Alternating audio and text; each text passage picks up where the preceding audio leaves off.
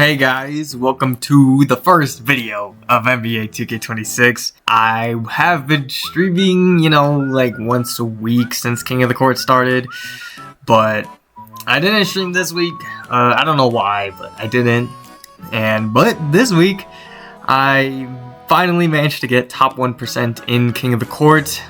I was top 4 actually at my highest, but after my first 4 games, I couldn't really get any favorable matchups, and whenever I was actually like getting a blowout, they would quit too early. So it is what it is. We're gonna try again next week to do better. I secured tier 1 in my first 4 games, which is pretty crazy if you ask me. And yeah, I'm gonna tell you guys how I did it and how you guys can do it too. So this is the team I went out with for King of the Court. At my point guard, we have Michael Carter-Williams. Michael Carter-Williams, 6'6", really good slasher, normal fade. He was my main scoring option on offense. He's a pretty good defender as well, 80 interior, 88 perimeter, 90 steal. His best ability is slashing. However, I did shoot a lot of threes with him just because the normal fade is really good. And if anyone is running a small point guard, he provides a really good mismatch. And number 2, we have Klay Thompson. Klay Thompson here, he's good. I'm very mixed on him.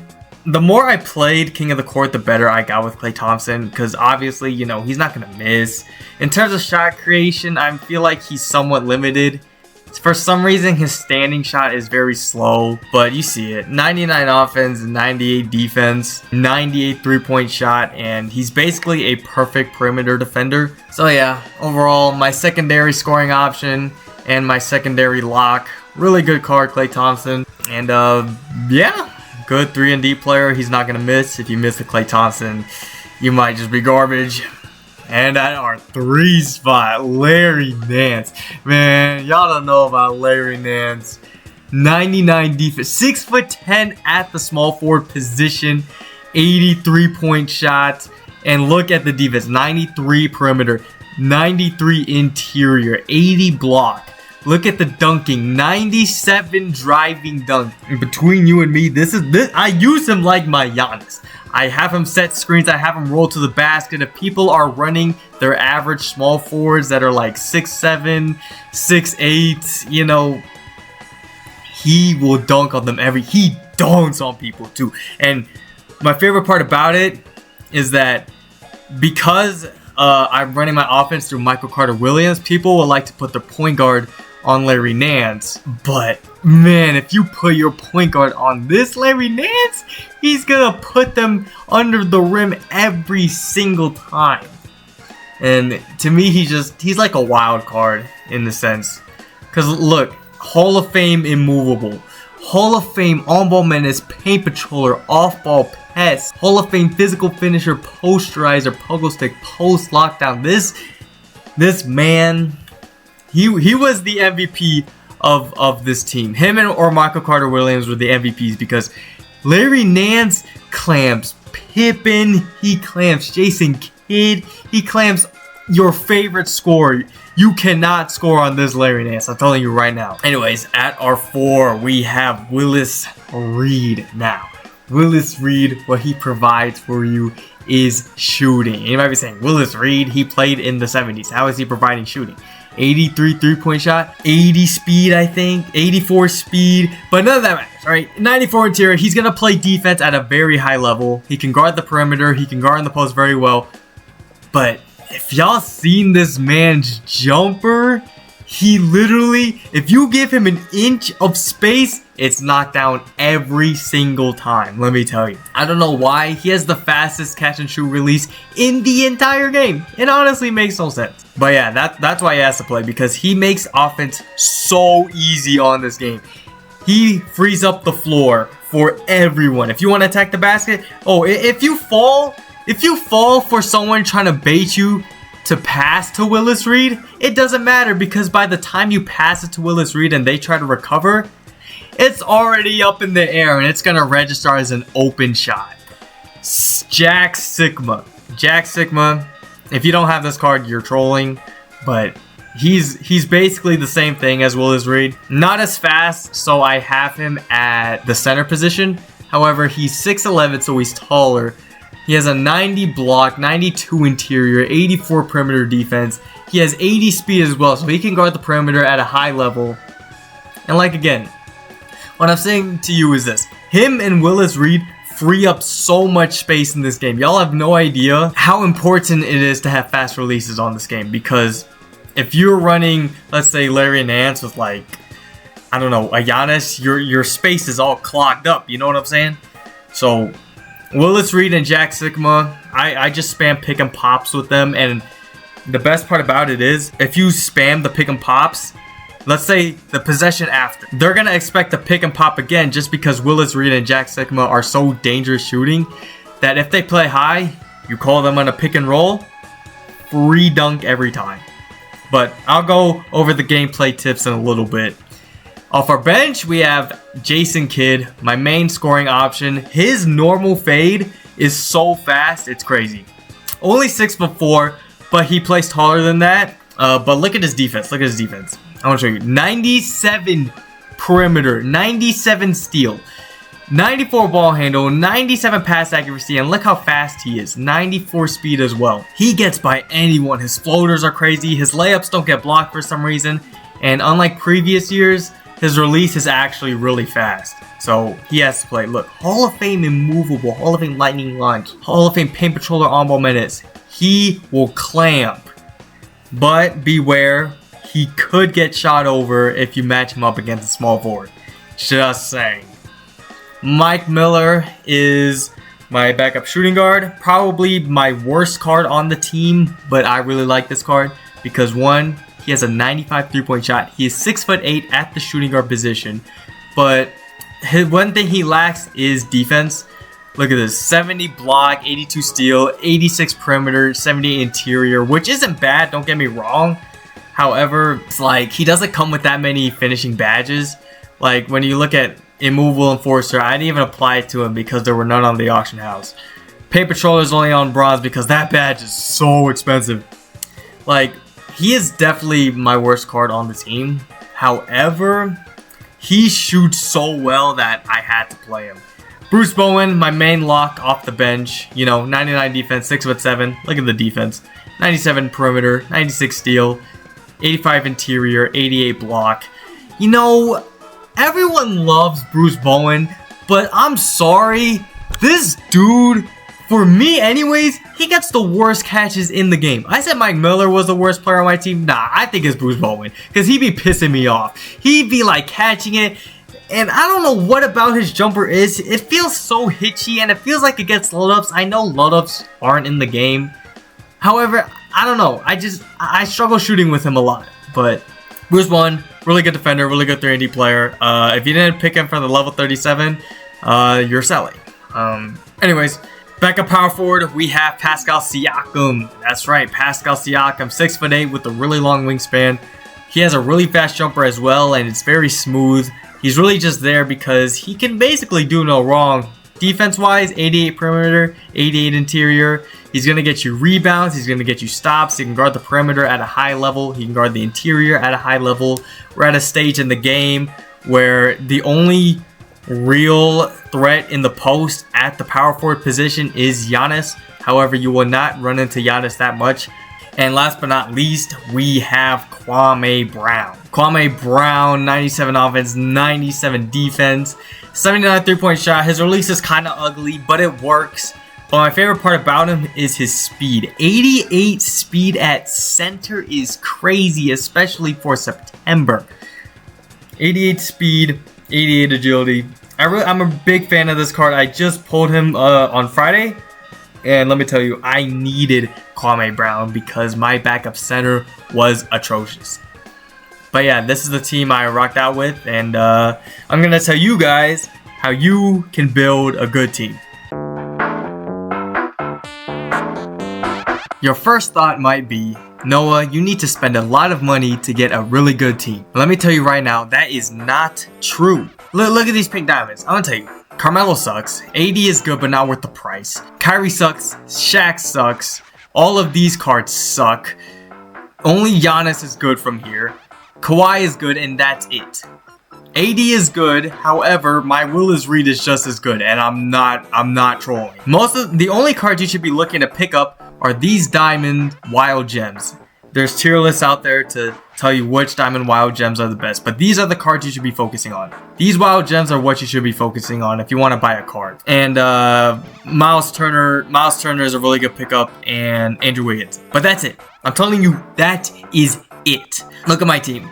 There is one card I bought from the auctions on this team, and that is Willis Reed. He is the only card I bought from the auction, and he was 300,000 MT. This entire team cost 300,000 MT. You might be saying, Noah, how did you get all these free cards? First, you want to play Dominations. If you complete all of the crests, you get a 92 overall Hidden Gems pack. If you don't know what the crest is, you scroll down here. It says win the game by at least 20 points. That's one crest. If you complete all 33 crests, you get a 92 plus Hidden Gems. On top of that, Siakam can play at the highest level. TyDebo uses Siakam as his backup 4, and he has a lot of success with him.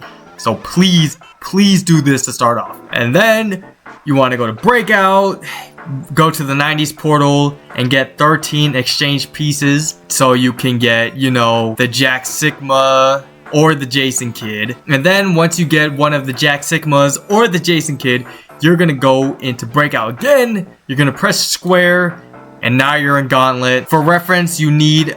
I had 223 cards. I used 223 cards to get through all of Gauntlet, and that is the second fastest way for you to get this exchange piece again, which will get you another one of Jason Kidd, Sigma, Glenn Rice. This took me about 2 weeks total to do all of this, and I know it's a grind. I'm not saying it's easy, but that's what you gotta do to get a good team. So let me tell you how I got each card. This came from the Domination Crests.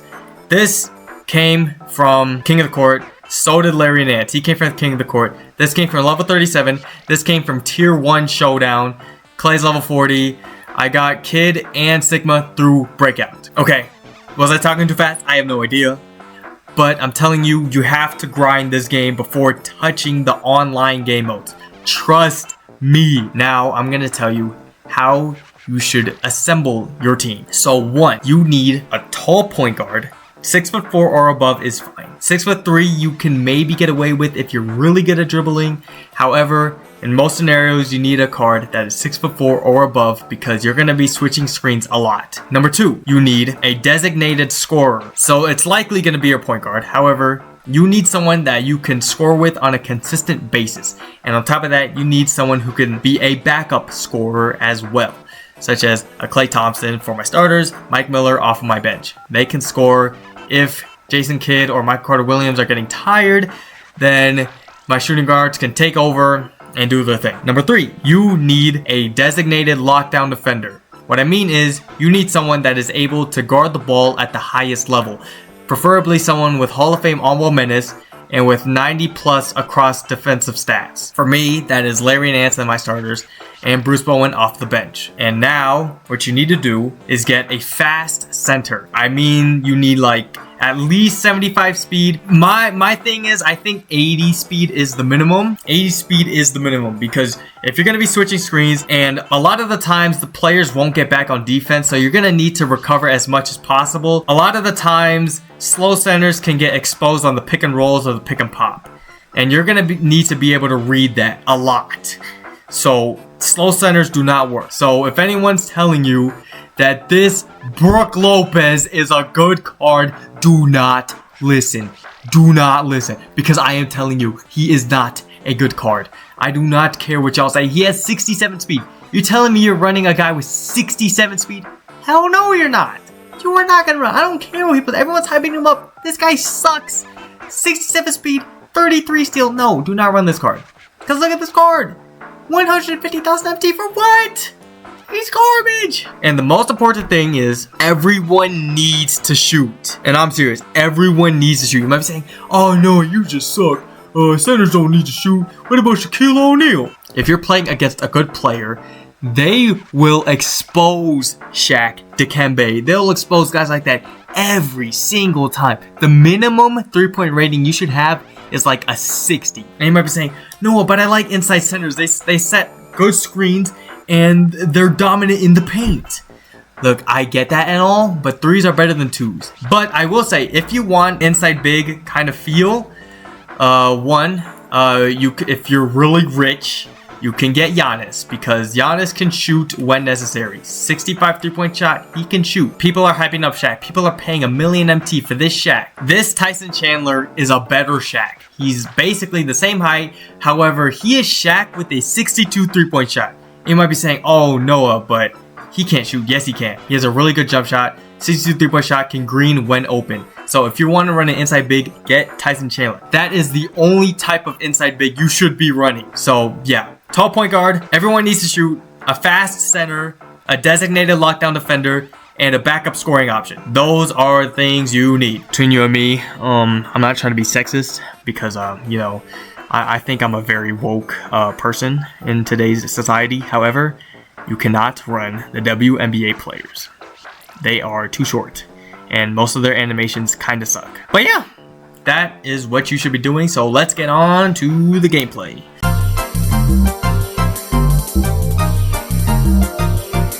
So this was, in my opinion, the highest level of gameplay you will see from what I did today or this weekend. I was number 4 on the leaderboards at the time. This guy was number 9, and this was a really good game. But I'm going to be telling you what to do, how to get points, and everything like that. So how to get points. Number 1, your first 4 games are the most important because skill-based matchmaking doesn't kick in until those first 4 games are over. So what this means is that you have a very high chance of matching up against a bomb. And that's when you really just gotta put the gas, the pedal to the floor, and just go. My first game, I got very lucky. I won by 110 because the guy wasn't very good, and he eventually just gave up and started throwing, which was very lucky for me. My second game, I got a 30-point rage quit, which gave me 3.4 thousand points. I'm not entirely sure how the point system works, but basically, the only thing I do know is that you gotta win by as much as possible. Also, quits are bad. I know that, you know, usually it's like, oh, I gotta quit, that's amazing. But, however, for some reason, they don't give you points if you quit. And it's like, how do I explain it? So let's say you're up 15 in the second quarter. You're like, okay, I have a really good feeling. I have a feeling that I'm gonna be up by 40 by the end of this game, right? That's how you feel. However, 2K, if they quit, 2K will only register that as a basic 15-point win, which it doesn't sound bad, but trust me, it's really bad once you really get into things. I believe there should be a system where it gives you bonus points if your opponent quits, but that's just not the case. So whatever you do, just try to convince your opponent to stay, offer them money if you want. Don't give them money, just offer them money. Preferably through voice chat so they can't report you. But you didn't hear that from me. Additionally, what else? In terms of the point system, that's really it. I'm not sure if having a worse team benefits you in terms of gaining more points. I ran my normal team except like 2 times, and I actually lost one of my games using a bad team just because I was outmatched heavy. So personally, I recommend using your normal team, but if you want to try to use like sapphires and stuff, go ahead. In terms of actual gameplay, fading 3s are your friend. So what I mean by that is you want to dance around the screen and shoot a moving 3 because it will be open, especially if they bump the screen. And everyone's doing the same thing, so you wanna play accordingly. In order to guard screens, personally, I like to read or like hit the screen early so they don't know what to do with it. That requires me on-balling, of course. You want to do a mix of on-ball and off-ball because you have to manage all 5 of your players on the court. If you purely off-ball and sit in the corner, you're gonna give up a lot of 3s just because the CPU, if the CPU is guarding the screen, they will likely get bombarded by the screen and just flop over. However, if you are purely on-balling, You're going to give up a lot of backdoor cuts. Your players might send unnecessary double teams, or they might help too much to where you're going to start giving up 2s, you're going to start giving up 3s. So you got to do a mix of both. You know, you got to bait passes, you know, really learn what they like to do, how they like to run their offense, things like that. You have to, it's basically, defense is all about predictions. When you play at a very high level, it's all about reads and predictions. Most players, they would rather die than give up the 3. A lot of times rim running is very effective just because they don't want to give up the 3. And also push pops. Push pops are really, really good in this game. So what I mean is, instead of calling like your basic pick and fade, you're going to call for a pick and roll. And so your player is going to roll. However, if you have your controller settings right, you can use the left stick to basically like direct them back out to the paint or back out to the 3-point line. So like they'll be dipping into the 3-point line and then they'll just warp out, if that makes sense. Yeah, they'll warp out of the 3-point line, and basically their center is not going to have enough time to react to that. So on top of that, keep your composure. This game can give you a lot of dumb stuff. I get it. I know. A lot of times you might be saying, oh, how was that a foul? Or how did he get that off? Or how is that not my steal? You know, you just got to keep your composure. And because if you lose your composure, you're going to start playing like ass. You're going to start missing your shots. And I admit I am not perfect. I also get pissed off at this game, which starts making me do terrible. However, if you keep your composure, if you stay grounded, if you need to, call a timeout, take a breather. You know what I'm saying? Do some breathing exercises. Oh, by the way, before I stop talking about gameplay tips, steals do not work in this game. If you're going for a bump steal or a blitz, it will not work. Trust me. You see that Miles Turner right there? That man has a 35 ball handle, and I cannot steal the ball from him because steals do not work in this game. So if you're super lucky and get a steal, or he just passes it directly to your players, you are not getting the steal. So yeah, I think compared to previous years, you have to play more straight up defense instead of trying to go for the blitz. Basically, if you don't know what a blitz is, when someone's sending a screen, whoever's guarding the screener comes up to the ball handler and tries to predicts that they're gonna if they're dribbling to the right and they predict it perfectly, 9 times out of 10 in previous games, they're going to get that steal because they are right on top of the ball. But that doesn't work in this game. So do not, and I mean do not, go for blitzes in this game, because 99% of the time, it's going to be called for a foul. Alright guys, it is officially that time. I'm pretty sure. We go over here. Tier 1 prize. I'm very, very nervous for what this is about to be. Let's open this first, you know, let's clear the other packs. What could this be? It's a Sapphire, I don't know. Chris Childs, okay, you can go. Okay, 3, 2, 1. I'm scared, guys, I'm scared. Oh, that's poor. That's so bad. Oh god, this is terrible. What is this? This is awful. This is terrible. Oh no, I don't want these cards. Look, okay, don't get me wrong. Rex Chapman is a really, really good card. DeAndre Jordan can't shoot and he's 6'11". Mark Aguirre is 6'6". With 88 defense, 41 steal, 30. And Jason Williams is too short to play, and she is a 6'1" shooting guard, so obviously she is not gonna play. Oh, that's bad. I know I've gotten lucky with hidden gems in the past, but jeez, man. Ah, man, all that grinding. Look, I don't mean to sound ungrateful because Rex Chapman is a really good card, but come on, you gotta give me some other options. I guess I'll pick Rex. Because he's objectively a good card. I just don't think he plays. Let's look at him. He's a 6'4" point guard, 93 3-point, 88 ball handle, 95 driving. Look, is really good, but look, 55 block, 82 interior though. I do like that, and he's very fast. So I'm actually, you know what? You know, it could be a lot worse, but look at the badges he's missing. All ball menace, paint patroller, immovable 2, glove. He doesn't have glove. He doesn't have challenger. He doesn't have brick. He's missing so many badges, but let's see how he moves, I guess. So we got Rex here, Rex Chapman. Oh, okay. Does he have an escape? Oh, hold on. He can move. He can move. Hold up. Okay. Release. With the no dip, it's good. Just like if you're trying to shoot off the dribble with it, it's not very good. His fade.